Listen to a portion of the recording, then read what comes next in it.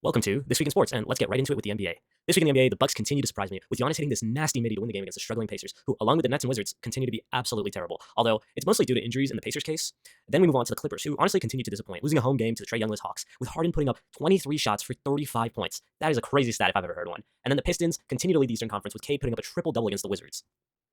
This week in the NFL was pure chaos and ugly wins. The Broncos somehow moved to 8-2 in a 10-7 rock fight over the Raiders, and Jonathan Taylor walked off the Falcons in overtime, and the Panthers stay stuck in misery as Bryce Young turned the ball over and the Saints cruised to a win. The Texans pulled off a ridiculous 19-point fourth quarter comeback on the Jaguars, and the Dolphins smacked the Bills right after Buffalo's "We Beat the Chiefs" Super Bowl. And the Jets beat the Browns almost entirely on special teams with a kick and punt return touchdown, while Justin Fields did just about nothing. On the QB front, Caleb Williams let it come back to beat the Giants. Lamar and the Ravens handled the Vikings, England. And Drake May lit up the Bucks for New England. Out west, Stafford's Rams outgunned the 49ers, and the Lions toyed with the Commanders in front of Trump. The Seahawks blew out the Cardinals, and the week ended with an absolutely disgusting 10-7 Eagles-Packers game where Philly still somehow stayed on top of the NFC. Moving on to the NHL, this week we saw history, chaos, and the future of the league taking over. Alex Ovechkin scored his 900th career goal with a ridiculous no-look backhand, becoming the talk of the week. And meanwhile, the next generation exploded. Macklin Celebrini and Connor Bedard traded blows atop the scoring race, both putting up multi-point nights and showing that they're already the faces of the league. We had massive meltdowns and wild comebacks. The Leafs erased a 3-goal deficit in the third, and the Blues blew a win with 0.5 seconds left.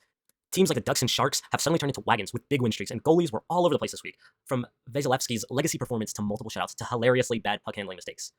In tennis, Sinner and Alcaraz continue to be the absolute demons that they are, with Jannik securing the 2-0 victory over Ben Shelton and Carlos securing wins over Musetti, Fritz, and Menard in the ATP finals. These two kids are just insane.